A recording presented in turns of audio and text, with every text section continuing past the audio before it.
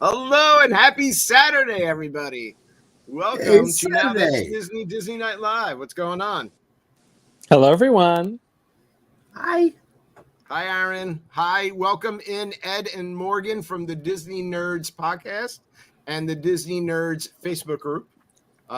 If you've watched the Disney Nerds on Tuesday night, their live show, or heard their podcast, the Disney Nerds podcast, then you know Ed and Morgan, and we're happy to have them here with us tonight on a Saturday. Welcome in. Hey, welcome. Thank you. I gotta say, guys, that was an awesome intro. Oh, thanks. It was so zen. Yeah. Very zen. I was like, I know. Yeah, I will say my favorite thing about that intro is Dave doing the Force, and Chewbacca's right behind him, giving him side eye. Like, what are you doing? We got photos by Chewie. Yeah, he was like, dude, take a hike. He knows a real Jedi when he sees one. Yeah. And he was not feeling it. Or not. I'm more of a Sith, right? There you go. that's what he was sensing. Yes. Yeah. Yeah. That was made by my wife after Kim. 4 cocktails. I've hung out with him. Yeah. Yeah, exactly. Yeah. I'm a Jedi at 2 and a Sith at 4. Love that. I'm scared to ask what happens when you get to 6. I mean, dang. Then we hit Star Trek. things We happen. get Star Trek level, and that's just scary. Yeah. Oh, yeah. There's so much to choose from. Watching on Tuesday nights, watching the Disney Nerds and seeing Jimmy and like chatting back and forth and stuff. And I think it would be bad if him and I ever got together and kind of like tooled around Epcot with drinks and stuff. Dave, I would walk around with the camera and film that. Yeah. Like a challenge. That would be highly entertaining for everybody else around. I feel like. Yeah. I think so. Yeah. I bet we could Patreon that and make some money. Oh yeah. It's possible. Yeah. There you go. Yeah. Yeah. Hey, that's my comment. Thanks for putting that up there, Skipper J. Hello, Donald. Don's taking the night off, but we have Aaron here with us. We've got Skipper J, and again, we've got Ed and Morgan. We're Disney Night Live. We come live to you every Saturday at 8 p.m. Eastern. We know it's a Saturday, but we appreciate your time. This is really just an excuse for me to kind of hang out with my friends and have some beer and talk Disney. So this is on a Saturday. This is what we do. I mean, listen, it's really just our hangout, but you guys get the privilege of seeing it. Yeah, really. This is like the private. Yeah, The behind the scenes. Right. I'm going to change my view here. I'm behind working the off scenes, just like Cheers, but happy.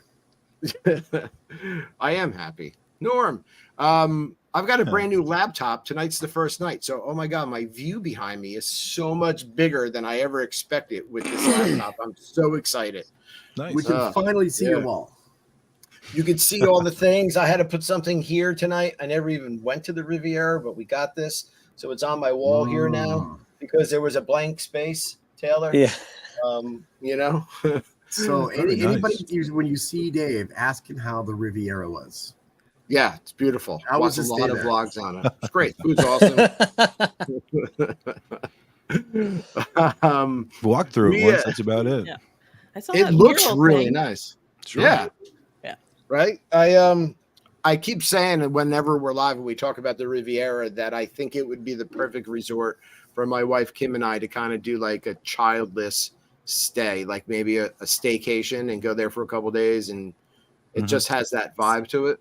Yeah. Absolutely. Aaron's agreeing with me. That's Dave, why I gotta tell you, somebody who goes without kids on every single trip, you're gonna have a great time. I was just going to say the same thing, time. Skipper J. Yeah, that's true too. There's a lot of places you'll have a great time without the kids. Yeah. Riviera might be a little Picture more it as special. one long date. What? Yeah, exactly. Just like a weekend staycation with no kids. Not that our kid is bad. I mean, he loves Disney and he's at the point now where it's pretty awesome. He's 14, but it's still kind of nice to do some alone time, you know? Absolutely. Yeah. Sure. Yeah. And the kid's he's probably at a point like, yeah, I don't want to hang out with mom and dad. Like, I want my time. I want to go hang out with my friends. So Yeah, you know what? He's really good in a way, but now he's at that point where like, if he's in his room playing a video game and I'll like open the door, he's like, "What are you doing here?" And I'm like, "You mean like in a house or in your room or like I don't understand." Like your room that you don't pay for on the planet. Yeah, that's what I always say. Entered to my him. domain. What do you want? Right.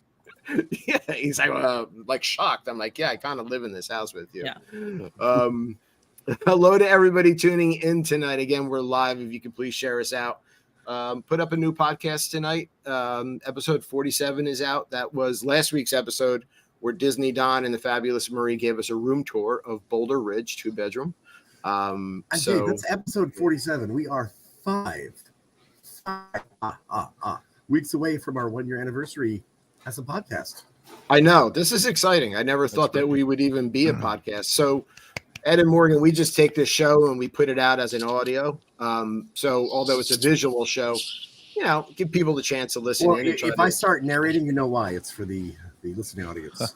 Yeah, which we do that. We do that too sometimes with our live shows. Sometimes, and we tell people when we're live, like, hey guys, this is also going to be the podcast that week. So sometimes we do that too. So I totally get it. Sure. It's an easy crossover. Yeah.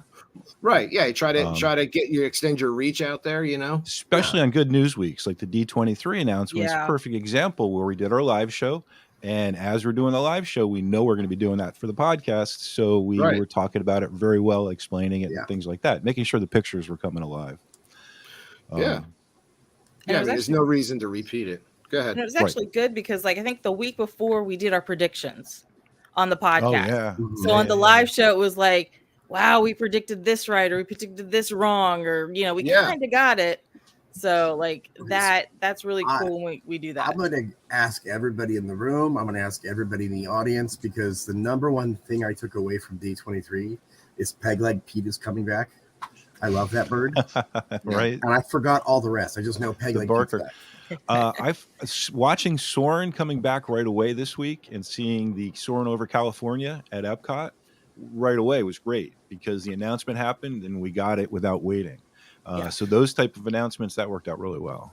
Yeah, Figment meet and greet and the Soarin', and Epcot was packed yesterday. Some new food items, right? And I think a couple of the newer food booths opened up, but the Soarin' was open. Our one co-host Sam is there actually right now, and he was right before we got on texting us pictures of that Mickey-shaped cake on a stick with the nitrogen little pebbles on it. That looked pretty cool. And that was kind of one of the odd things about this year's Food and Wine, was that they staggered the openings of different kiosks. Yes. Last year, they gave us different menus as the season went on, but the same amount of kiosks, once they all opened in like June, they were open all summer and the rest of it. But this year, it seemed like they kind of did it a little bit more staggered. Yeah, I think they did that with Flower and Garden too. Like some of them weren't open right in the beginning. They opened maybe a couple months later. And I like that because, if you're going to Epcot on a constant basis, you live, in the area and you're visiting Epcot all the time for that, then you have something new to try. It gives you a different option. So gives you something to look forward as a local, apparently, it makes me want to come back and back and back as the festival goes on. Right. Sure. Yeah, exactly. Yeah. Something new opens up, new food item. You want to go there, a new cocktail or something, maybe. Plus, I mean, the festivals are so long that even if you're not a local, it gives you that excuse to go back more than once to a festival. Because before it was like, okay, I've done that festival one and done for the year. Right, exactly. Sure. Yeah, I mean, and Epcot's become one big festival, which I don't mind. I think it's great. They just kind of run them all into each other. Yeah. Because Epcot's beautiful as it is, but these festivals add something, and there's always different merch. Wait. You say beautiful, Dave. Do you like construction? Is that a pretty view to you? I do like construction because construction means new things. I was going to say, we know that construction eventually ends. We've seen it happen a lot of times in the last 20 years now. So it's worth it to get through it to get to the next thing. Yeah. I mean, Tron took 20 years, but look at it now, Welcome in, Jimmy Horn. What's going on, Jimmy? Hey, Jimmy. Yeah, hey, Jimmy boss. Horn, the boss, the leader of the Disney Nerds podcast and the Disney Nerds group. We're going to dive into all things Disney Nerds, but I just need to talk about our friends over at D Magic World. I don't know, Ed or Morgan, if you guys ever listen to streaming Disney music stations, but D Magic World is our sponsor, dmagicworld.com. They're a 24/7 streaming Disney music station. And I got to tell you, man, they're pretty awesome. I was jamming out at work the other day to the Disney Springs background music, which, believe it or not, is kind of like really cool. It's upbeat. It is upbeat. It is, right? It's there's a lot of different things going on in it. So I was really enjoying that. And eat and shop and eat and shop and eat. Maybe a couple drinks in there. They're on the interwebs at dmagicworld.com. You can check out what they're playing all day. They have 2 stations. They have their park station. They have their movie station. So you can do one or the other. I'm more of a park music fan, but I don't mind the movie music at all. I love the movie music. And you can also request whatever you want to hear. And Jasper, who runs D Magic World, will get that on for you. So please head over to dmagicworld.com and let them know that the folks over at Disney Night Live sent you. Right. Very cool. Have to check it out. Yeah. Those are our friends, as Jay always says. I was behaving this week because we have company. The best looking listeners on, or how do you describe them? Jasper, D23 has the sexiest listeners on the internet with the most discerning and refined taste possible. Now use this as your drop, please. Yeah. Now that's a DJ voice right there. This was that sure is, yeah. That's when I get professional. That's professional. That's when he's on his boat for Skipper, and that's how he talks to the guests. Only time I ever come close to that is our intro voice. Show intro, and that's it. After that, we just go back to normal. I worked for Disney for a long time, so I can easily snap into my customer service voice without really trying. It's a great accent to learn. Well done. I'm really sorry about that. I'm sorry your balloon popped. Oh my gosh, I'm so sorry. Let me help you with that. Yeah. Yeah, exactly. No, Ed, you've got a nice, deep voice as it is. That's just your regular voice. So that sounds like a good radio voice that you have. I hate my voice. I hate hearing it back. I think all of us have a certain amount of that in ourselves. So yeah. When I have to listen to our shows and I'm taking notes so that I could put out a podcast or something or doing something, I'm like, oh my God, I sound terrible. Well, that's the joy of podcasts, is that you can kind of record that one intro over again, just in case, to make it sound really good. That's why I edit all the shows I'm on, so I know what I sound like. Right. It's just insecurity that got me that job. Okay, so you make yourself sound good and everybody else sound bad? Is that what you're really saying? Bingo. As long as let's just say good. Everybody has an problem, not me though. Yeah. Wait a second. So my wife is counting my ums when we record a podcast now. And be like, my wife is saying that when I put it on and D Magic World, when I cut the lawn, it's still on in the house. That's not psychedelic. It's just a lot of fun. There's especially the foreign parks music, and half of the parades are in English and half of the parades are in their language. I love that though. I love that. So great. Sure. I love that Disney translates worldwide for everybody. Yeah. Well, I tell you what, that was the best part of Harmonious. The Epcot show where they had all the music in the right languages for the music. I thought that was a phenomenal accomplishment, the way they did that.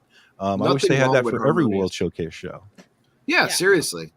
Yeah, we're the only park that doesn't do another language, right? I mean, everything's in English, and not our park, but Walt Disney World or California, right? But all the foreign parks kind of seem to have a split, or some of the attractions might be split, or they, we don't have that. So I see Jimmy Horn said that Ed has a great radio voice. What is Jimmy Horn doing on a Saturday? This is what I picture. He's in his garage. He's drinking some beers. He's got on his LSU visor. Not tonight. No, not tonight. He is out watching. Isn't it Air Supply tonight? He's out at a concert. That's why he couldn't join us tonight. That was actual Air Supply. Nice. I believe so. My mom is actually coming, so we can go see Air Supply at Epcot. Excellent. Yeah. A small world. It's a reason for her to come to Florida to see me. So it's fine. Well, that's what she's saying, to see you. Right. Air Supply doesn't hurt.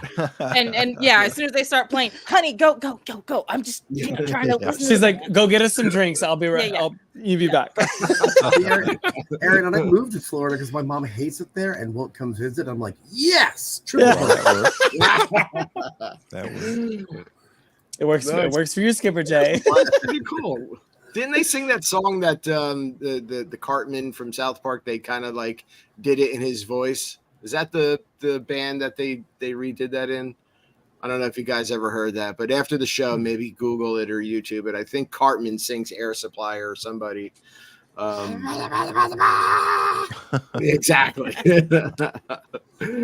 I want to talk to Morgan and Ed about Disney Nerds podcast and the Disney Nerds group. And I mean, I think the first burning question is, which came first, the podcast or the group? The podcast. Right? I think it actually, I'm going to say it both happened at the same time. The podcast and the group came about because Jimmy wanted to kind of add a podcast to the group that he created on Facebook. He runs a travel agency, so that's kind of part of the behind the scenes of what we do. He had found me and my kids. We had been doing a podcast called the We're Going to Walt Disney World podcast. We'd done it for about a year. And the whole gist of it was the kids' view on things. So it was a 13 and a 15-year-old and myself. And it lasted a year till the kids got tired of me. And that was about the time that Jimmy found us too, because he had listened to the show and he found me out and we decided to do our own podcast. And that's where the Nerds came from. Oh, nice. So, and then so other members came, and became a part of the group in the podcast. And you mentioned Sam. So Sam has Sam's Disney Diary, right?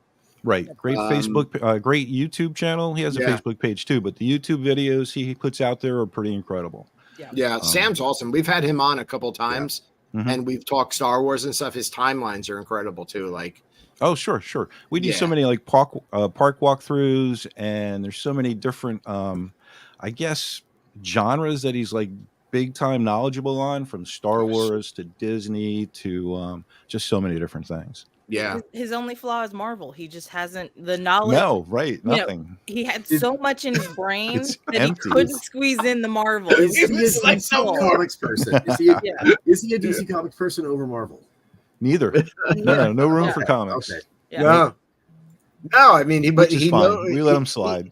Yeah, he is. I mean, and he's so like, even when, I tune into the Disney Nerds show on Tuesday nights, it's 9:00 Eastern time. Yeah. Correct. And if Sam is on, he's so energetic. Like, I don't even think he's sitting, he's standing. And he's just a very energetic person. We've had him on like 2 or 3 times. He's a lot of fun. Yeah. Oh, sure. No doubt. Yeah. And basically, like you started talking out earlier, when you have somebody come on the show as a guest and they end up staying as a host, kind of like I think Aaron here. Yeah, Aaron. That's how our hosts came about generically from the beginning. Sam, Charlotte, and then it basically just kept on rolling like that. Lisa and Morgan. And what having multiple hosts helped us out doing over the last 10 years was let us keep on going, because everybody's got those life things that go on. I mean, over so much time, you just get new routines. You basically have kids that start growing up, and different things like that. So it kept us going, but it's been great all along. Yeah, I think that's the key. I mean, it's not only like having a good group of people, but having enough to have a show on a consistent basis. So, like we were talking before the show, and we kind of it was just down to me, and then my wife Kim was like, "I'll come on with you," and she's one of our co-hosts too. Yeah. And she does a great job. She made our intro, but Skipper Jay came over, to us, and we're so grateful for that. But then, like, I showed up for one night, and I just never left. I was like, "Sorry, Dave, you're stuck with me. We don't want you to leave. Don't You're want you. just stuck with me." And we've got Aaron, who's so much fun and charismatic, and sometimes we're graced with Professor Allen when he's not, working and teaching and visiting. Wave down drinking and not knowing where he is at the monorail, and he winds up at the Emporium drunk. Group texting us drunk that he's lost at Magic Kingdom somewhere, can't find his way out, falling down like Figment. Yeah. I feel like he needs to be added to the hangout with when Jimmy comes around, like the 3 of you guys. It would be great. Yeah. More. I don't know if Jimmy likes to shop though. Yeah. So and Jimmy said a couple comments back. He said wrong. the group came first. So he's tuning in from there. I said that. I think I said that. Yeah, it's all right, man. Hey, I could it's see not by that the big look a in your thing, eyes. Jimmy. We'll talk, but it's not that big a thing. Well, I said podcast, so that was my bad because I thought the podcast came first. Because I, of course, jumped in, a couple years later, and it's been 7 or 8 years since I've been a part of the team. And right, and the live show only started probably about 3 years ago, I'd say. Once technology got good enough to let us do it online and be like secure in doing it online, then it's okay to start. We've done things over the past 10 years where we've tried to do live streaming from the parks, just ourselves and things like that, and it just never worked out well. Now it's great. Well, actually, no, we've been doing the live show since I've been around because that's how I found the podcast. So, I'm sorry, I didn't realize. Yeah, it's crazy to think though because the different things. Yeah, Lisa and Jimmy started the live show, and like I said, I stumbled upon it, and I was going to Disney, and that's when Pop Century just got redone, and I was like, I'm gonna stay in Pop Century. Let me write an article. So yeah, it's kind of crazy. Like you really think about it, like wow. We've been around 10 years. I've been a part of the team for, like I said, 7, 8 years. It's like time has flown, which is like a good and a bad thing. Yeah. I was thinking, Ed and Morgan, are you guys like me? It's like time flies when you're having fun. And I've been doing this for 5 years now. And it has gone by because I'm with my friends having a good time. Yeah. Right. Sure. Oh, yeah, no doubt. We're getting ready to release our 500th show, which I just can't wrap my mind around still. I'm having a hard time finishing it up and putting it out there. We actually did 499.5 just to get the news about D23 out there because I'm still trying to get 500 done and out the door. Wow. But it's just you wrap your mind around it. And we like to think that we've had a good combination of the different types of shows as far as interviews and park descriptions and how to travel and games and things like that. And we like to try to keep finding new stuff too. Yeah, it's not every week that sorry, Morgan, but like something comes up to talk about, right? So right. Yeah. Although we could make it that way. I mean, you could basically with our group of people and you guys, and you got to know it. You meet the right group of people that really that like Disney very well and have their different reasons and stuff like that. The conversation starts right away and it can go on for hours. Yeah. Yeah. Exactly. Yeah, I mean, there's sometimes we start a live show and we don't have a topic. We're just like, okay, we're just going to go on. We're going to talk. Somebody asks a question. Drives me crazy. I love that. You just throw the ball out. Whoever grabs it, grabs it.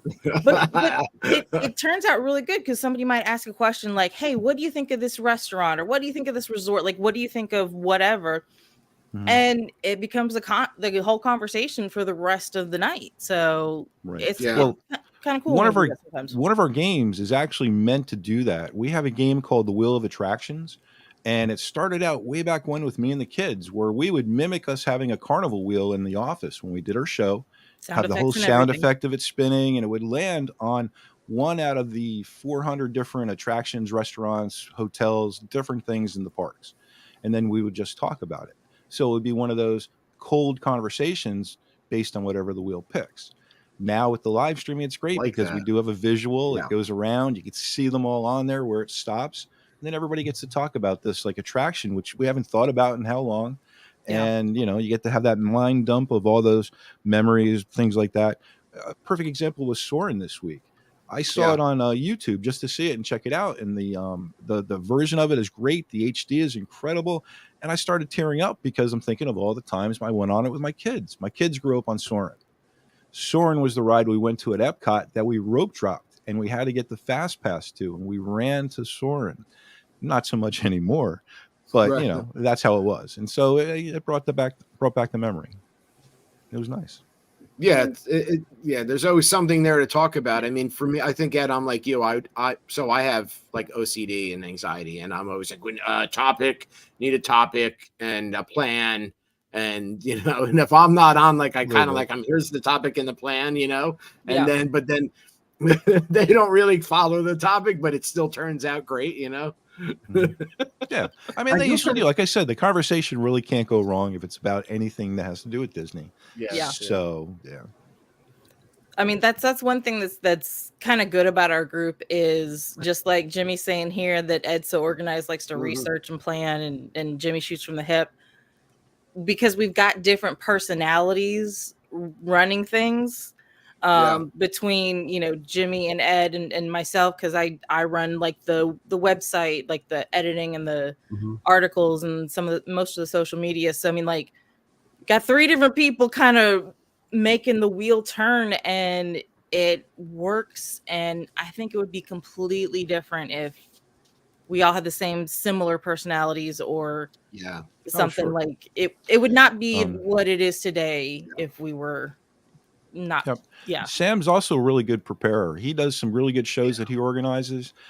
We go back to the Illumination show we did way back when, where he just gave us the entire story of Illuminations and where it came from and why it was and this and that, and it just stood out too. So some of us prep, some of us don't.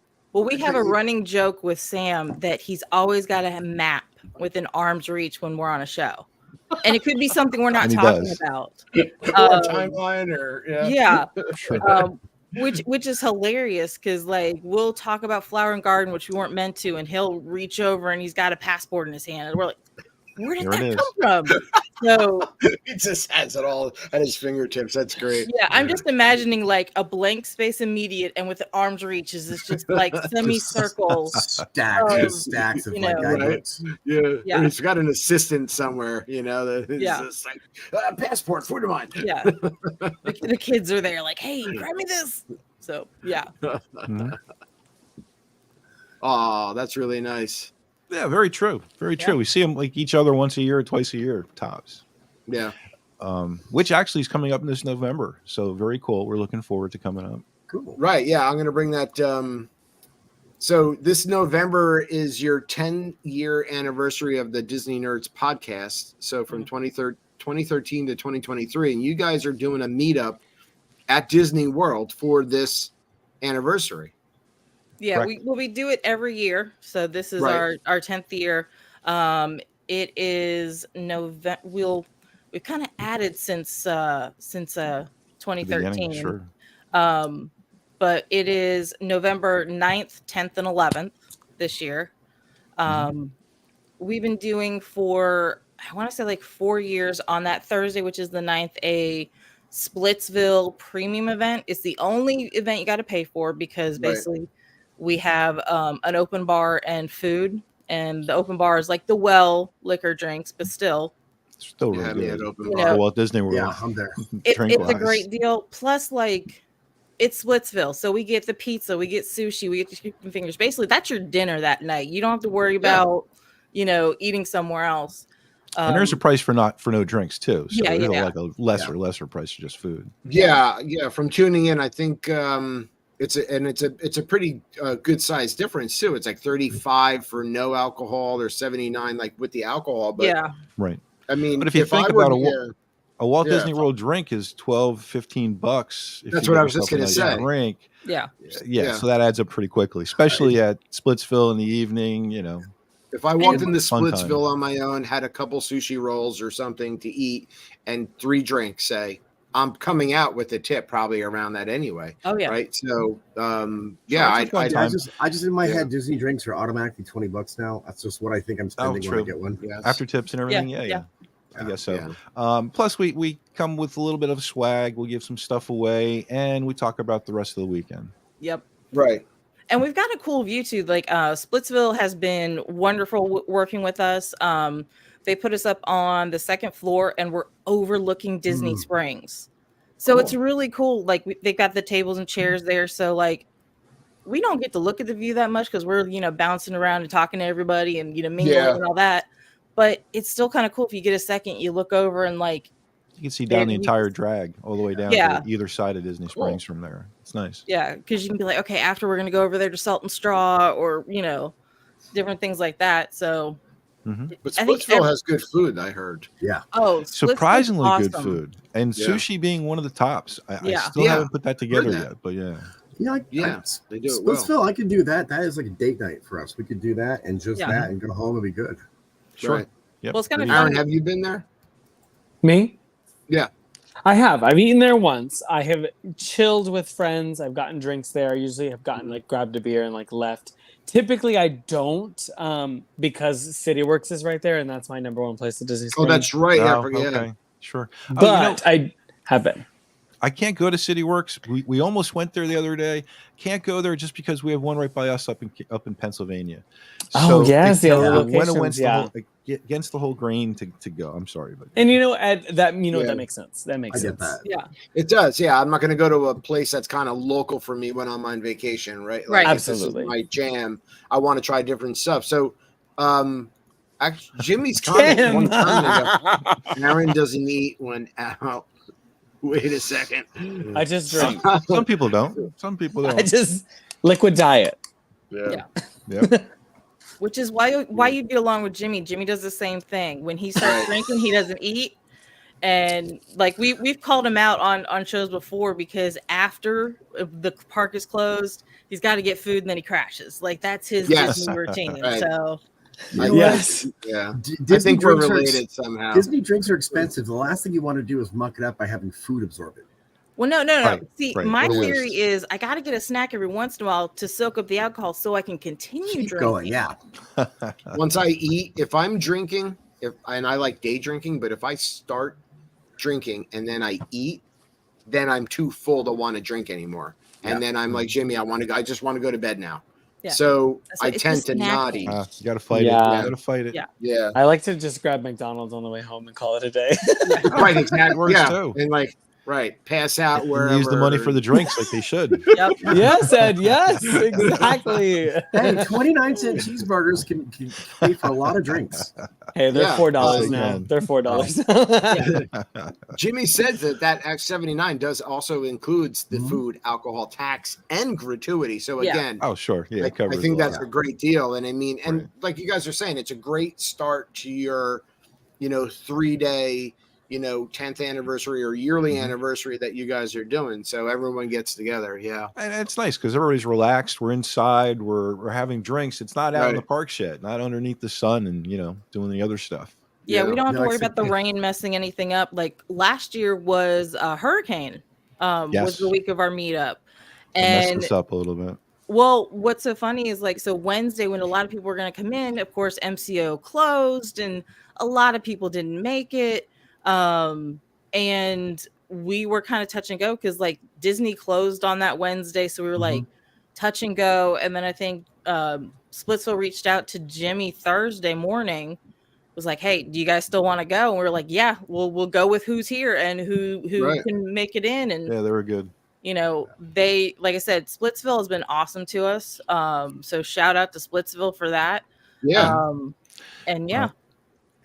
This whole thing about 10 years also kind of brings to the point that every so often you kind of think back, like we've had 2 hurricanes affect our meetups in November, 2 or 3. We definitely had Matthew. We had this last year's.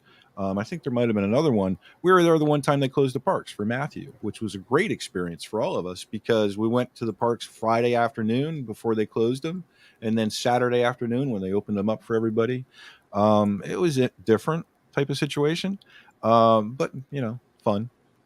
We tried to make the best of it. Yeah, especially if people empty out of the park and then wasn't it recently there was a storm, at Disney World and people kind of empty it out and then after they let people back in, it's quiet and people are taking advantage of that. Well, sure. I like to take advantage of the rain to begin with. So once it rains, the park's empty. I love it. Yeah, if it's raining, I'm staying. I'm putting on a poncho or whatever and just going through. I'm not even doing that. I'm going to be an inconvenience and shake like a wet dog. Yeah. Oh my gosh. Well, yeah. Why not? I have to be in a mindset to go to the parks. So me and my coworkers have a toxic habit of getting a reservation to Epcot before a hurricane comes, a light hurricane, because I'm on get it out. Yes, so I'm on ride out cruise. So if it for Ian last year, I had to work. I worked 3 days straight, called it a day. It was beautiful, but it was actually a lot of fun being in Animal Kingdom for that long. But for Nicole just brought rain and wind. We went to Epcot. The park was clear, and we did it for Adalia, which was less as impactful as Nicole because it stayed over yonder. But it's a now. Aaron, I want that job. I want to be alone with the hurricane and Disney Parks job. It is. Yeah. We were just talking about it today. We were like, we need another hurricane to come right at us. And I was like, yes, I'll work. I get a lot of money, so I'm fine.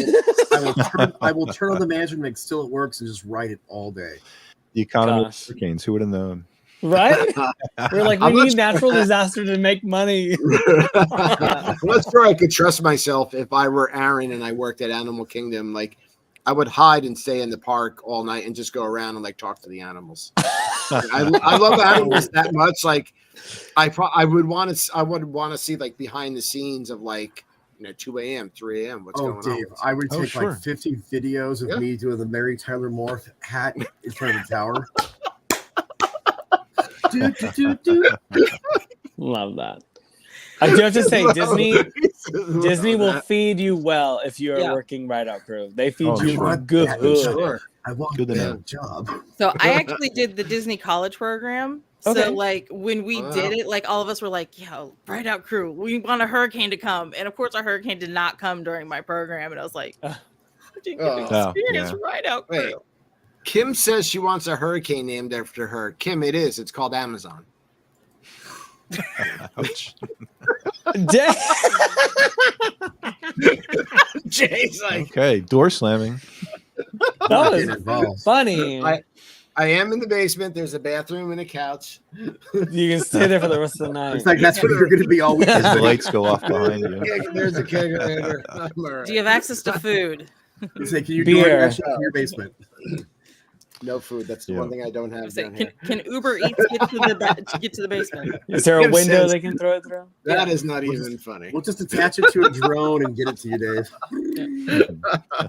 Dave. Come on, we can't go one show without talking about Kim's habit of buying sweatshirts at Disney when it's 90 degrees out. Or I miss my Kim. I haven't seen Kim in forever.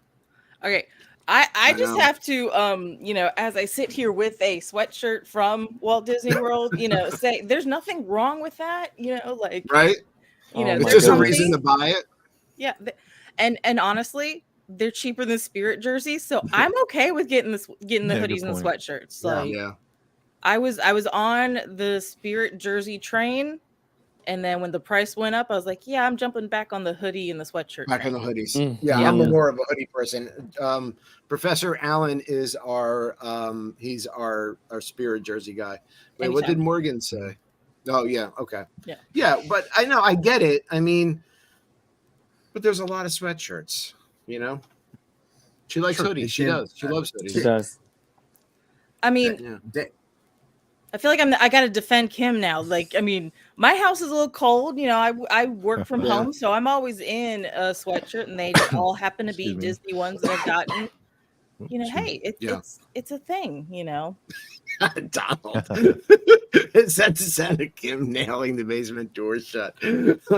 She would. Yeah, she really will. You can lock it from the other side, so I can't lock it from down here. She can lock it from upstairs. Oh, so she doesn't need the nails. She wants. Yeah, you're done. I got a TV and everything. Yeah, I have a question because Dawn submitted a comment earlier. Just my hat. Dawn submitted a comment earlier asking what our favorite drink hole was and why was it Baseline. Donald, what is your problem with Baseline? I think he likes. Yeah, we love Baseline. Baseline has the blood orange cider. This is my favorite drink in the world right now. Ooh. Okay, I read that as like, why is it? As that's not a good thing. And I was like, no. Okay, why is Baseline Tap House going to be your answer every time? I have several. Exactly. But Baseline is one of them for sure. I don't know. That's the one in the area of Hollywood Studios that I'm walking past at this moment. So yes, that is Baseline. Mm-hmm. Yeah. I mean, it's crowded to hang out usually for when I'm walking. The blood orange cider is, I kid you not, my favorite drink on property right now. $10 charcuterie, great beers on tap, right before Galaxy's Edge, right across from the Muppet Courtyard. But the Nomad Lounge is becoming it's really cool. It really is a cool place to sit there. And Nomad Lounge is great, especially if you get on the backside on the river. It just it's such a nice spot where there's enough trees in the building around that it just kind of takes you to another world at DAC, and you're just like, am I actually in the theme park right now? Yeah, it's so cool. I love I agree with that one. Parts of the park like that where you forget that you're in the park. In the park, right? Yeah. You see now, stay Animal Kingdom, the Flame Tree Barbecue. I love that place because you can walk so far down to the lake and eat. Yes. You're not in the park anymore. Yeah. You are on the lake eating in the jungle somewhere. I like a couple weeks ago, I was watching some of my birds, and a guest was like, "Oh, where do you recommend sitting?" Mind you, I don't work there, but I was in the seating area watching my animals, and I was like, "Oh, I was like, I recommend sitting down this way by the lake because you are." I was like, you get the characters come by on the flotillas. Right. And you're kind of away from everyone. It's a little bit more quiet. I was like, I recommend that. And he's like, okay. And he goes, sits down there, and I hope he enjoyed it. So, Aaron, where do you send guests you don't like? They can go to the front of the park and walk out the exit turnstile. Goodbye. It's tough to be a Triceratops spin. Yes, they can go sit at like Primeval Whirl, which is all torn down. They can just sit on the concrete slab that's over there. Call it a day. I mean, everybody knows that's for us as a family. Meet Kim and Colton Animal Kingdom. We love it. It really is. We just absolutely love it there. Sure, definitely. Yeah, and that's like why we went with the Bollywood music theme too, because it fits into Animal Kingdom. You know. Mm-hmm. Dave, Kim asks. Kim says the best snack in Disney is Animal Kingdom at Trilobites, buffalo chicken chips on a garbage can. Honey, if you're eating on a garbage can, that's Epcot. Yeah. No, well, we've done it. There's a garbage can in front of the food stand there that sells the Trilobites. I get an elephant ear beer. Kim gets the Trilobites. Colton will get like a Mickey bar or something, or a pretzel, and we just kind of hover around that garbage can that's right in front of that stand. Yeah, that's our thing. Only at Walt Disney World is it okay to dine on a trash can. Did we get those tablecloths done last year? I can't remember. Yes. I was just going to ask that. One of our giveaways, because so Friday night during our meetup, which I think this year is the 10th we talked about. We always go to Epcot and we walk halfway around. It's food and wine, so we stop periodically. Everybody goes and gets their drinks or their food. We do trivia and we have prizes for the trivia. And last year, my mom actually made some trash can tablecloths for us and had our Disney Nerds podcast logo on it. Huge hit. And they, I do believe, will be coming back this year in a different fabric. Right. Nice. So these are part of a giveaway, or can people buy that? Like, it's a giveaway. We haven't set it up where anybody can buy them. I mean, she makes them separately, so like you can order them separately. But yeah, we put because we do a little pocket where like you could put silverware or whatever in the pocket, and we put our logo on it. And this year we're gonna do obviously the 10th year logo. But everybody loved them that got them, because if they answered the trivia question right, it was like. I gave them two options. You want the tablecloth or you want whatever else we had? And I think everybody picked the tablecloth until they were all gone. And we had like 10 of them. So it is a great idea. Yeah. I mean, you could have a spot, maybe stick your phone in it, or like your silverware. Right. Exactly. Or whatever you're carrying in your hand. So you could just eat. Now I'm worried for you guys that this is going to become a thing, and then the next year Disney's going to do their own with Figment right in the middle. Of course, we did it, so they're going to have to come after us. So imagine this though: we've got about 40-50 of us walking around Epcot, either one side or the other. Each year we change. This year we're going to be on the England side, so we're going to start in Canada, walk our way to America. Once we get in America, we're getting there for the last showing of the concerts, wherever E to the Beat is that night. We're going to sit there and watch them and hang out. And we've kind of gravitated toward this one planter over in front of the American Experience we've made our place to go, Jimmy's Planter. We've nicknamed it Jimmy's Planter. Yeah. So basically we've got a sign that we poke in there whenever we show up. And then everybody kind of gravitates toward there, listen to the show, get more drinks, hang out until after that. Then we're going to find a place to watch the fireworks. Yep. That's awesome. What's cool is that we'll hand out light sticks too. We've done this the last like maybe 5-6 years. So we have flags usually. We'll have a couple flags that we have that will kind of have people follow color wise. The light sticks match the color. So it's when you go off to get your snack, you just have to look to see the big group of purple or the big group of red or whatever to come back to the group and kind of hang out and be back with your group again. So it's not hard to hang, right? Like the Brazilian tour groups, and we totally steal off of them and take advantage of it. Sure. And last year we actually upped it a notch, and some of the ladies wore tutus that had the lights. I saw that.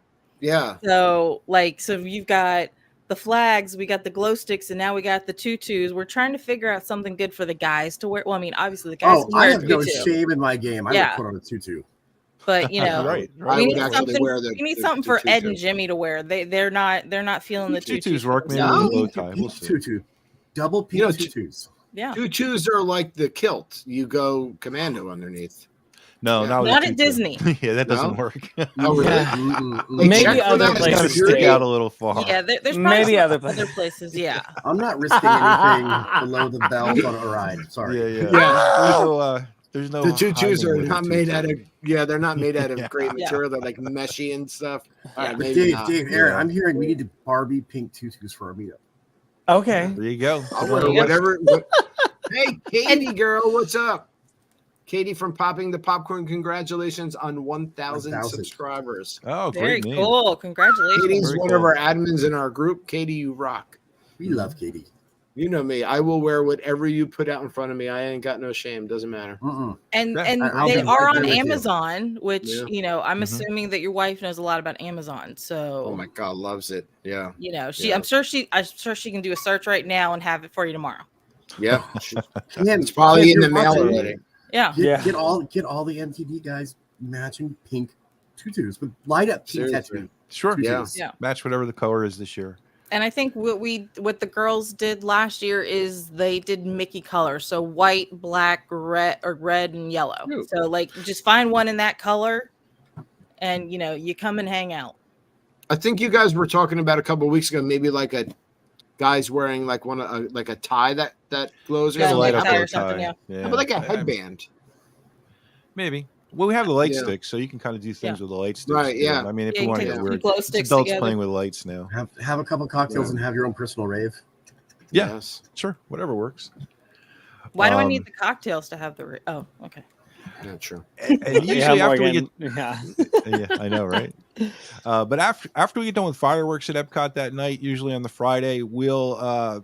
either kind of go over to the boardwalk and do something over there, dueling pianos or something, or just basically go back to the hotel. Usually we kind of stay at the same place, so we kind of hang out at the hotel before and after, things like that too. It's pretty cool, but we're all getting ready for Saturday, because Saturday is the scavenger hunt. This year we're going to have the scavenger hunt at Epcot. It's our 10th annual scavenger hunt also. We've been doing them for 10 years. And I'm really looking forward to this year. It's going to be super fun. Epcot will do it in World Showcase, probably only half a World Showcase and a little extra. And it's a pretty cool time. It'll take about 3 hours to go around, and then we gather people back up. We grade all the tests, the scavenger hunts, and then we give prizes out. Yeah, put everybody in teams, so you don't have to come like just one person and you're doing it by yourself. Everybody gets put in teams. This is probably this is the big thing I feel like for the weekend, because we have prize bags and you learn so much. Ed does an awesome job. This is his baby that he puts together every year. It's fun. We do a park. Yeah, we do a park different park every single year. This is just Epcot's turn.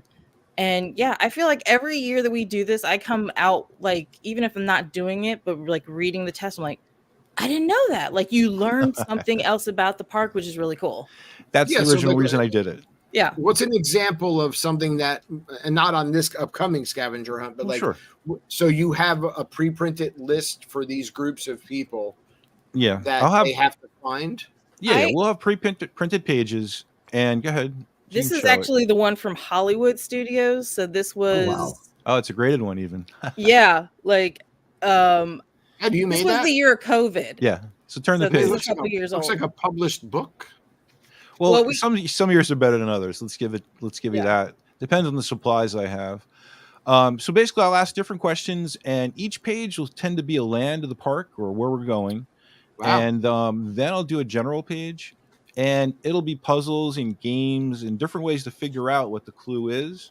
I try to make it so that everybody's going to have fun doing it, from the beginners to the real experts. And I only put maybe about 5 or 6 really, really tough questions in there because, you know, that'll get the really expert people out and they'll get to the top part of it, but it makes it so that everybody can still play it. But yeah, to me, the best way, Arabesh, had to do that. We did some translating for that. Oh, I'm sorry. I'm trying translating in my head over here. Yeah, Kim made I've been doing that made too. some shirts for us a couple of years ago with Arabesh on it. Yeah. You know, for our trip, and it had, you know, Disney Night Live. Now that's Disney on it, but it had things on the back in Arabesh, which was it's great. Cool. Being able to play with that language, and even just seeing how far in the past Star Wars has actually been using that language in the different movies and such is really hilarious. It's great to see it all the time. Yeah. But so the scavenger hunts are fun. I learn a lot, which is awesome. Everybody who participates, plays it, they learn some stuff. And we give a lot of prizes out. So you're more than likely going to pick up something. Yeah. I Kim, mean, you know, Morgan does Scentsy. Go ahead here. Let me pull that up. Yeah, I am a Scentsy addict. This is the Disney 100 that you see behind me. I have it as well. My mom's a consultant, so like, you know, we kind of have an addiction here. We have the Kim's a consultant. I don't know if you knew that.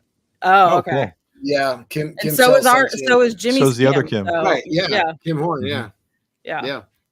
Interesting. So, Scentsy's awesome. It is awesome. So that's I think you can see right there. You can see my Mando and my Groot right here. Nice. Yeah. Yeah, we have the Mickey jack-o'-lantern that came out this year in our hallway.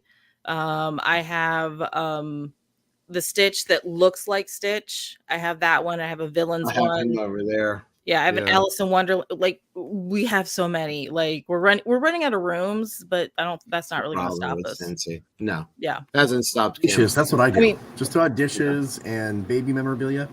Oh wow. Is that the Scentsy buddy? Huge. Yeah. Yeah. So I had to get her. So she's really cute. Yeah, and she's so soft. She looks a lot happier than she is in the show. Yeah. It's like that Mona Lisa smirk right there, you know. Yeah, she does that very well. By the way, Rosario Dawson, in the series, that look she gives that look. I love it. We're gonna have to talk about this show when it's over because I have so many wonderful things to say about it. Yeah.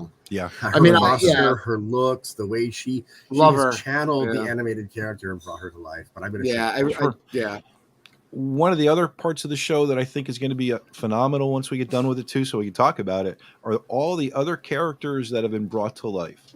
That hands down is the biggest thing I think I'm taking away from this so far. Watching Ahsoka is all these animated characters that we've grown to love and been part of the story now, and now they're alive. So Ed, are you like me? Were you thinking this is the live action season is the best season of Rebels yet? It's pretty good. I mean, it definitely is another season, 5th season of Rebels for sure. Best, I don't know. Kalen isn't around. And Kanan, he has to be here, so that's the toughest part, I think, of the entire part of this.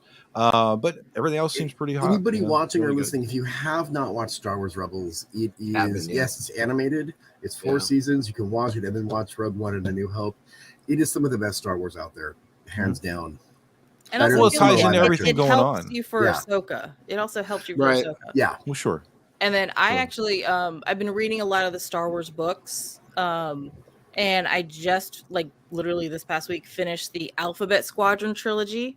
And Hera is a general in there. So it's, you know, kind of cool to get See, now I spent a lot of my youth reading Star Wars books, and I read so many of them only to have about 5 years ago them declare them not real anymore or not canon. So it was just such a, you know, I'm not putting a lot of time into reading books anymore from Star Wars. So Kim asked, how could Ahsoka be treated by Anakin when he was turned into Vader? That happened between before episodes 2 and 3. Yeah. Oh, that's the best way to say it. Sure. Yeah, there's a and whole that's where. Go ahead. Oh, see, there's a whole good 5-year gap right there that you just plug into. And the animated series, The Clone Wars, gives you an example of everything that happened in that time frame between 2 and 3. Is it spoilerific to talk about the young Ahsoka we saw this week? No, I don't think so, because I guess we could say we touch back on her past. I mean, that's her. We're definitely going to find more about her. I expected that. The cartoon Ahsoka suddenly was alive, and she was played by the little girl who played young Gamora. Never remember being that young, and I know she was too, in the animation.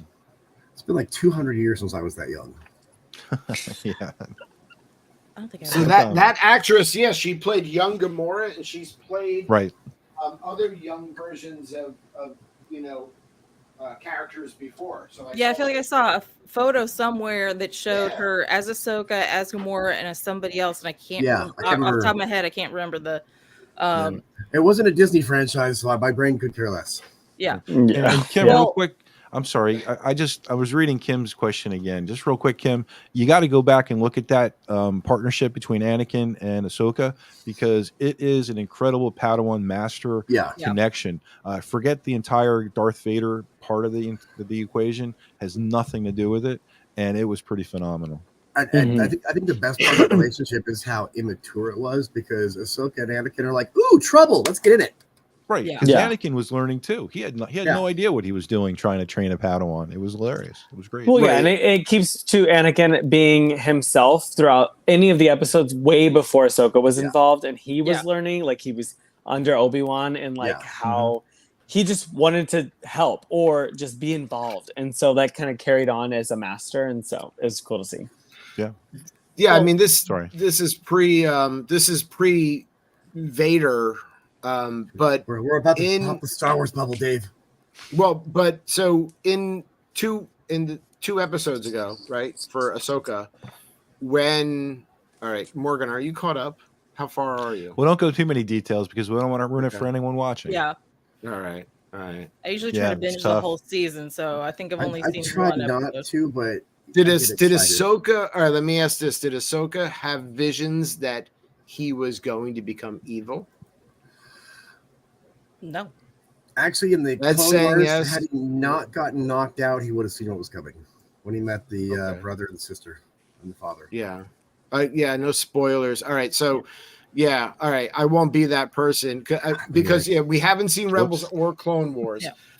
And I know people say you have to. I'm really enjoying Ahsoka. And there's lists out there. There's lists of specific episodes you can watch. You don't have to watch the entire seasons trying to figure out where this is. The same thing happened with the Obi-Wan series and The Mandalorian. The last season of Mandalorian with the Mandalorians and Bo-Katan and all those different characters. They tell you what you can look for lists, and they'll say, watch this episode, watch that episode. And with Disney Plus, you can. And one thing that, like I said, I do read the Star Wars books and try to do like a book review on the DisneyNerdsPodcast.com. Any Ahsoka fans, this is after. This is a great book to get a little bit more into Ahsoka. So this is Anakin's become Vader. Like, it's after this timeline is what she's in. And you know, Morgan, for anybody that has an Amazon account, I just picked that up on the Kindle version for $2.99. It's on sale. Oh, awesome. Oh, nice. That's very cheap. Cool. Yeah. Kim, that's the Clone Wars. Yeah, that's a great animated series. The first season is a little rough because let me rephrase that. The animation is great, but it's a little rough for some people's eyes, and they just move on from there. I will say this about if you're watching or listening and you're questioning yourself, do I want to sit down and watch a Star Wars cartoon?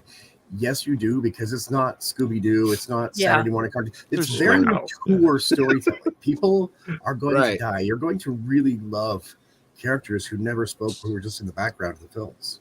One of the things I always say about liking Disney and doing research on Walt Disney and the old parks and things like that and all the different parts is that it puts different pieces of the puzzle together for me. That's the same with Star Wars. The entire story of Star Wars is very broken up. That's just the way they did it. The animation puts a lot of the puzzle pieces together that connect the 3 different trilogies together. And it makes so much more sense once you have all that background to it. And yes, it's a lot of time. Don't get me wrong. Yeah, it is. And you know, we've seen Vader come into some of these Disney Plus series, but when are we getting his own? Like, when is that going to happen? Because the whole story is Vader's story.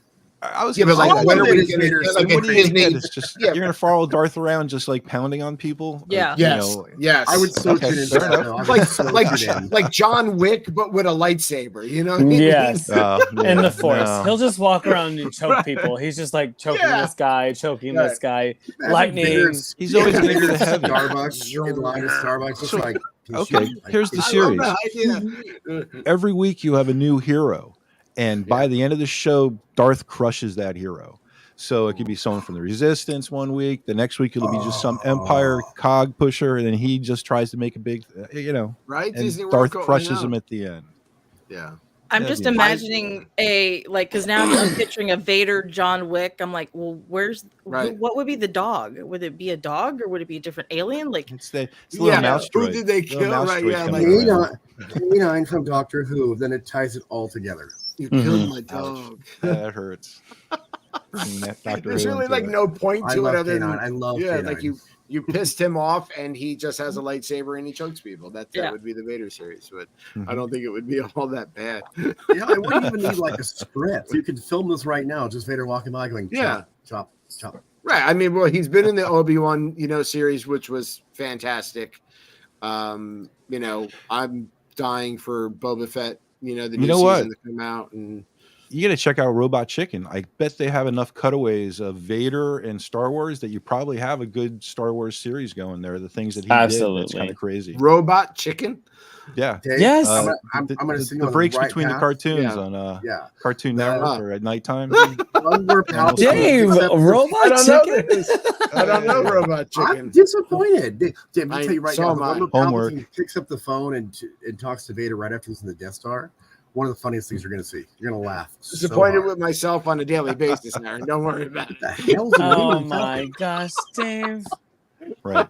And just to put it out there, Family Guy, the 3 Star Wars movies and Family Guy are must watches. Yes, so good. Okay, so Family Guy is hilarious. Yeah, and I know he touched on Star Wars. So. My favorite he delved. parody with Star Wars is Eddie Izzard talking about the Star Wars canteen on the Death Star. Oh my God. I love Eddie. Is it really? I didn't even know this. Yeah. Oh God. There's actually a YouTube video where somebody actually did the Lego world of the Darth Vader and they've got his monologue of that comedy playing over it. And so little stormtroopers are walking around the canteen and write that down. I want to watch that. I've got a lot of stuff to watch. Just real quick, if you're also listening, you're going to type in Eddie Izzard. Eddie is now Susie Izzard, so keep that in mind if that pops up. Yeah, exactly. When our son Colton was younger, Kim had bought a book for Colton, and it was a Daddy and Darth Vader book, and it's hilarious. I have to find it and show it on here one night because it's just Darth Vader and Luke, but it's like Luke, no, don't do that, and kind of going through the whole thing of a kid. So, used to read that to him every night. I didn't even think about that. You do a live book reading. Yeah, I could actually just go through it. Not a bad thought. Yeah. Once upon a time. Dave, that's our next. That's our next show. Find those Sunday all the time. Night stories. Yeah, there's a lot of YouTube videos of that out there. And don't they still do that on the Disney Resort TVs? They do, yes. Yeah. It plays three books, 3 stories to put kids to sleep. Mm-hmm. Okay. Theoretically, it's like get them ready to go back out to the fireworks. One or the other. True. Yeah. Yeah. It's like a certain time frame, certain channel. 2 of the books are Frozen. I'm sure. Yeah. Oh sure. yeah, sure. I think there's Olaf's story, there's Elsa and Anna, then there's Frozen. Cars, and that's it. Cars, yeah, that's right. You got to throw that. Which is arguably the best one, but sure. Cars over Frozen. Yes. I feel like we're about to this. Oh, this might become something now. My goodness. Well, I mean, it doesn't have to be an argument. It's just some people like Cars. About to open Hong Kong. We could do Frozen Land versus Cars Land. Aaron got so serious. He goes, "Yes." I love Frozen. I really do. Yes. I love Elsa, but I'm not gonna pass up Cars over Frozen. Really? Absolutely. And arguably, even though it's not a Pixar movie, Planes is better than Cars. Wasn't that Cars 3? There's a couple. What, for Planes? Yeah, was that so there was how many Cars movies? 3 or 2? 3 Cars movies and 2 Planes movies. Oh, so Planes Planes was were separate. separate. It wasn't the Cars Correct. in the Planes? But Planes is the same universe, but it's not a Pixar movie. A lot of people keep calling it Pixar movie, and it is not. It is a Disney movie. I thought it was a Pixar movie, actually. Okay. Mm-hmm. Wow. It's Disney, but it's in the same world as Cars, but it's planes, which is why I like it more. All this stuff. Rebels, clones, planes. Get the list going. Yeah, robot chicken. Robot chicken. Just hit YouTube after you get done with us. Yeah, I'm going to be in my Star Wars robot after chicken. this show. You're going to be amazed. It's 2 a.m. We're still going to be on YouTube. I'm going to be up. All the listeners are just going to be watching YouTube. Just put the YouTube app on your TV, and that way you don't have to get up from the couch. Yeah, AirPlay. I have it. Yeah, I have it. Oh my God. Man, fun show tonight, guys. I really am just so excited to have Ed and Morgan here from Disney Nerds Podcast and the Disney Nerds Group. We're really just excited to have you guys here after watching your show on Tuesdays and watching you guys live. It's fun to have you here. Do you have time for one more quick question that we can get to you guys? All the time you guys have. Yeah. Okay. One of the things we do with all our interviews is no matter who we have on, we always ask the question, what makes you a Disney nerd? Because every one of us has that little spark that happened either when we were a kid or when we were an adult, or something that happened at work or at home, or something that kind of started this whole journey into this world of Walt Disney World, or Walt Disney, I should say. Forget Walt Disney World, just the entire world of Disney. So I want to throw that at you guys. What makes you a Disney nerd? Who wants to go first? I'll go first. Mine's pretty easy. Keep thought faces on all of you guys. I grew up in San Diego, and I've been going to Disneyland as long as I can remember. So I've been hardwired in since a child. I walked into that place and went, I love this. This is my one true love. This is my thing. This is my everything. I have never changed that in almost 50 years. Mm-hmm. Wow. Very cool. Location. Yeah. Location that got me into it, and I've been into it since I first walked through the turnstiles. Very cool. How about you, Aaron? You can go. No, me? You can. Yeah, okay. Come on. I think David needs more time to think. Yeah. So Aaron is like, when I first cashed that check, I was like, yeah, I'm in. He said, those birds. Yeah. No. So wait, I changed my answer. It's quitting Disneyland. When I worked there. Then you became a fan. Right. No, older show. I have such a weird thought on Disney now, especially because I work there. And of course, that whole mentality of you working there just destroy a lot of things for you. But there is a saving grace. And the saving grace is that I've always loved that being at Walt Disney World, or like Walt Disney World in general, has always been a place of chasing your dreams and imagining and creating that world that you want to be in, and, believing and stuff like that. And like, I am a huge go-getter. I'm a goal setter. I am a dreamer in a way that I always have something in my mind that I'm working towards, and being in the parks and finding those little things of magic that really keep you going, like not going to ride Haunted Mansion. Exactly. And it's not like I'm going to go to Walt Disney World to ride certain rides. I'm going to Walt Disney World to watch a show that's going to give me that spark of hope and, love that I like. And it's not something I get every time. So it's not going to be, if like I'm just like, I feel sad, I'm gonna go to Walt Disney World. I'm looking for that right thing that's gonna make me feel good, and that's what makes me love these parks the most. Mm-hmm. I like that. Good. And I think, God bless you. Chris. Was that a sneeze? No, just said bless you, Chris. God bless you. We love you, Chris. We love you, Chris. Now be quiet. So I'm 51 years old. I didn't go to Disney World until I was 28. And so when I see so many people talk about like the world of Disney and all the things and like Walt Disney when they were younger and they remember watching that, as a kid, I didn't even know who Walt Disney was, to be honest with you. We didn't have a lot of money growing up. There was no way my family was taking us to Disney World. We were lucky to maybe go down to Point Pleasant for the day. In New Jersey, you know what I mean, as a family of 5 kids. So getting to Disney World for the first time and then seeing everything, and like I said earlier, like So I have anxiety and I have OCD and I'm very planned out.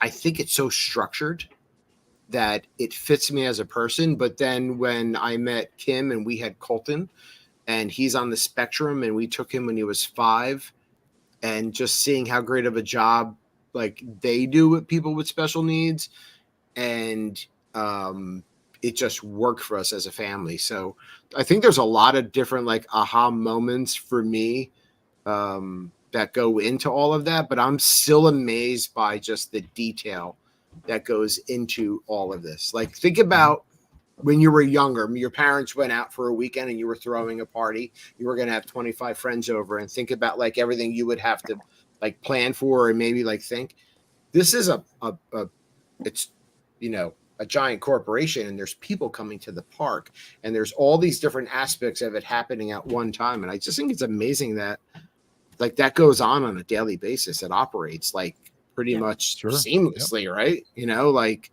it's insane to me. I still am blown away by the detail that goes into it and all the planning and the different things that happen. So Dave, does it ever hit you when you're taking the ferry boat that you're like, this is all manufactured to look like this? It's not really this. I'm on the second floor of something when I cross over. Somebody thought about all of that. Like some genius thought about all the things that went into it. There's so much planning.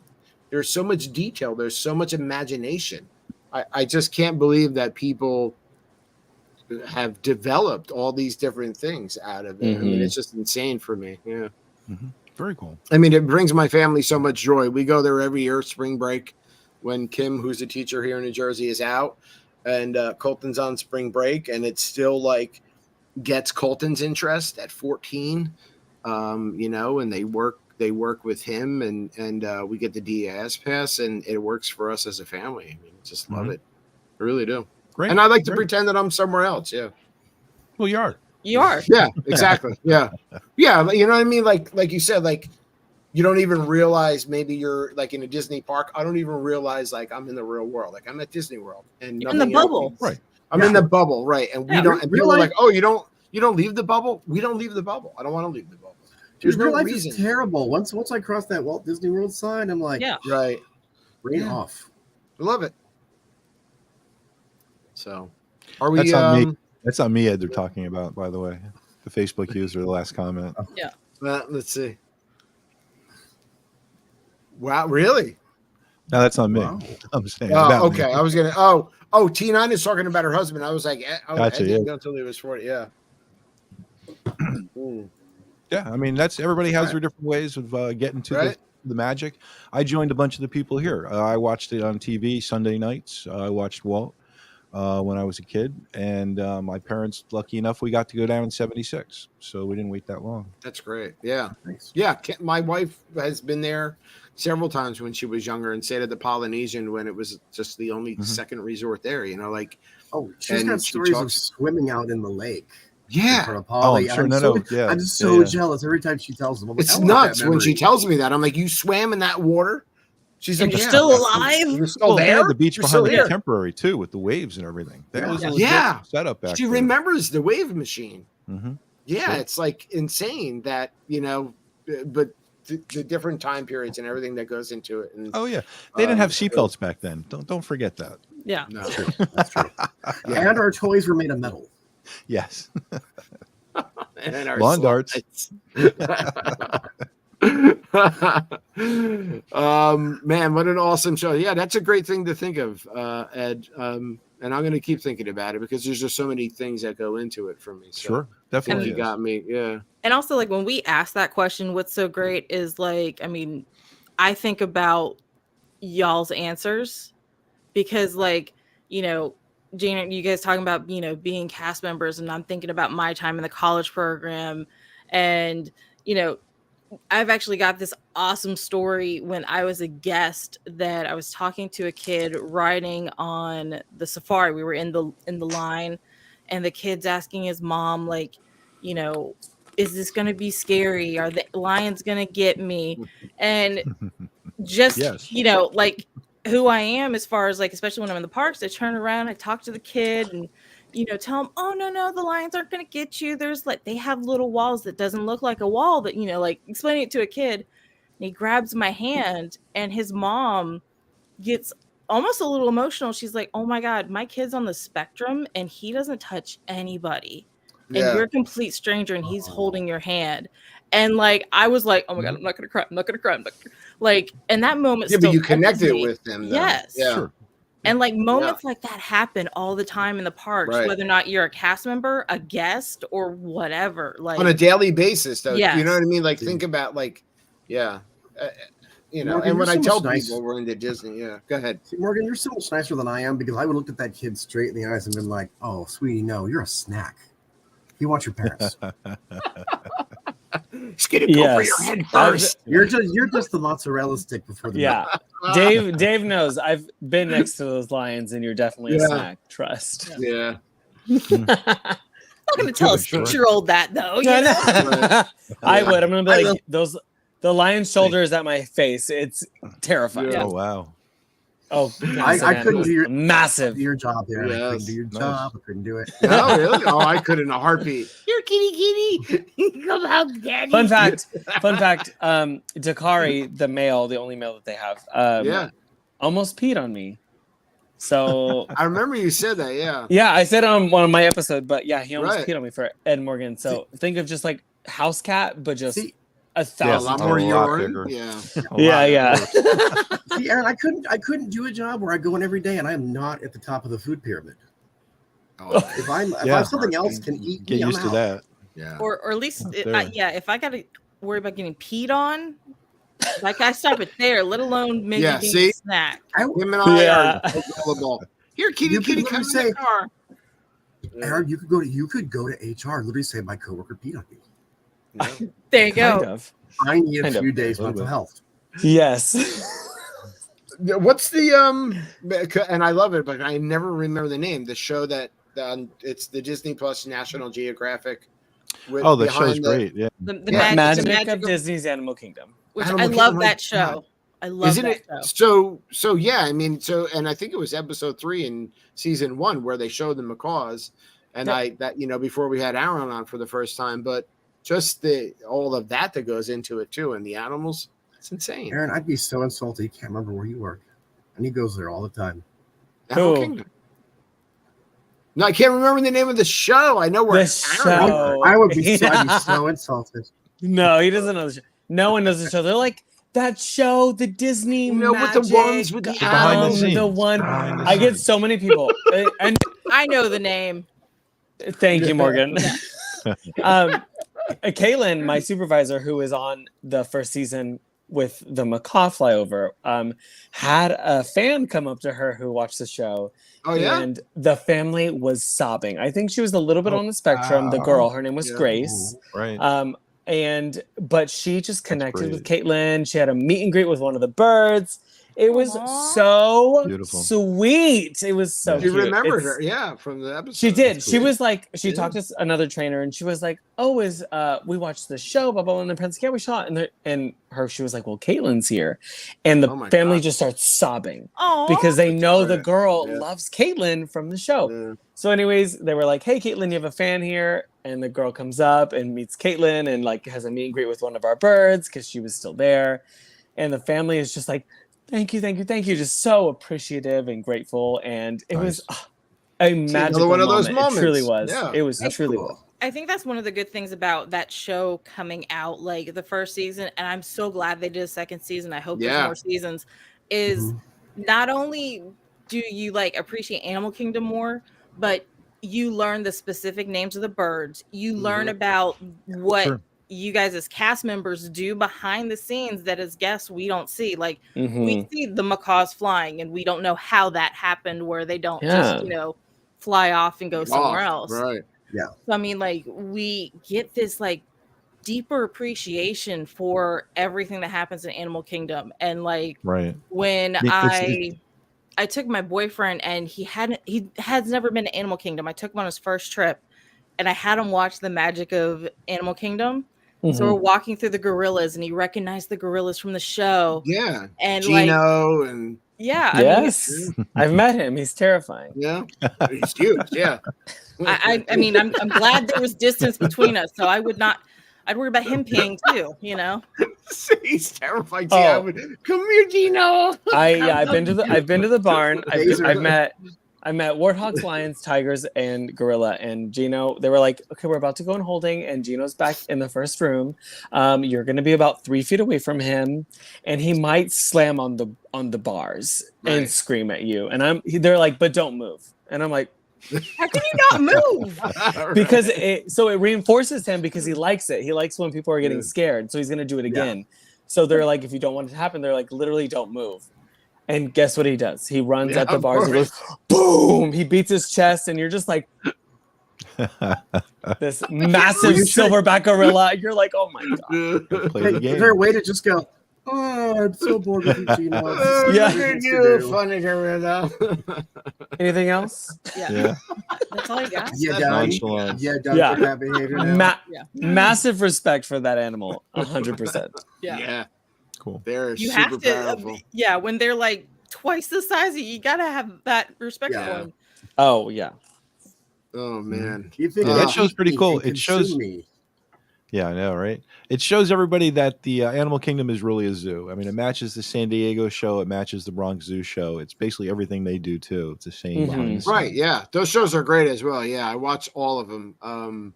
But just seeing, because you get to go, we do, Animal Kingdom and see it. So love it. I do have to say though, it's better than a zoo. I mean, I go to the zoo. It is better than a zoo. And every time I go to my zoo, I'm like, this is not Animal Kingdom. Has attractions and food and Avatar. And arguably the best macaw flyover on any. It really does have that. Yeah. Very much so. And Aaron's favorite lounge. Yeah. Nomad Lounge.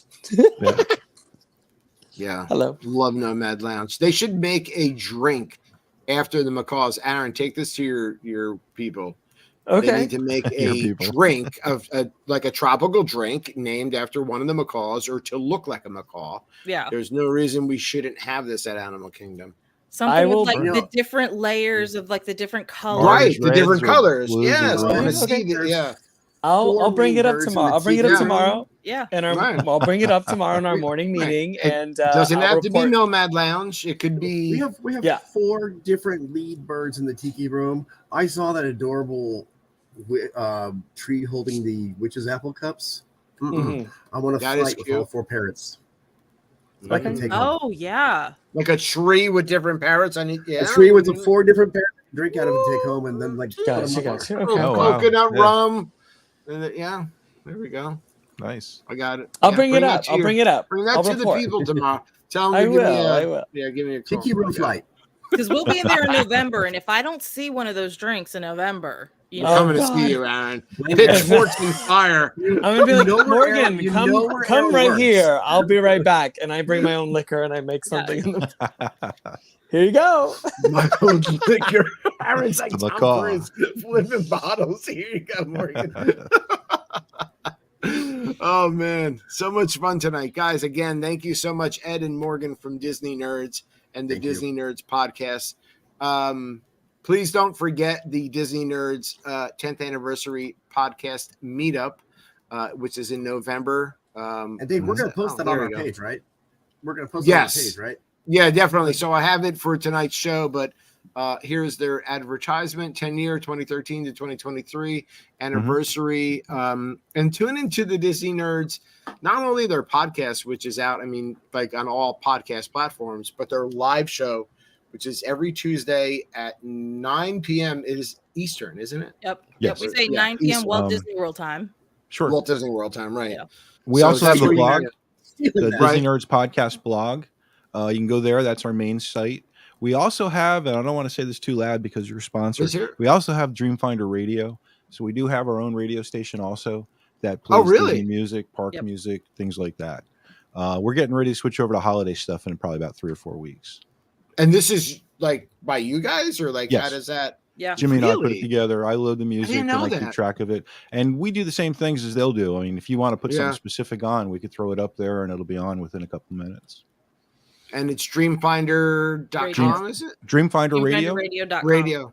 Yeah. Okay. And it's dreamfinder.com, or go to the DisneyNerdsPodcast.com and you'll find the links. You heard none of that. Jasper, you first time. Yeah, Jasper, I'm sorry, but it is I didn't want to bring first that time up. I'm hearing about that. Yeah, no, great. Man, thanks that's again. fun. Yeah. And we're on all the socials, so you can find us pretty much anywhere. Yeah, thanks for having us. We're Guys. around. This is fun. You're welcome. Yeah, we're all over. And we're around. Yeah, and anytime. And I had so much fun with you guys tonight, and Skipper J and Aaron, and we have an outro for all of our viewers and our listeners to see. But don't go anywhere. You guys will be behind the scenes, and then we'll come back. Yep. So here's our outro. The outro up. Okay. Outro, everybody. Wait till the last second. Nice. See you later. Bye. There it is. Found it.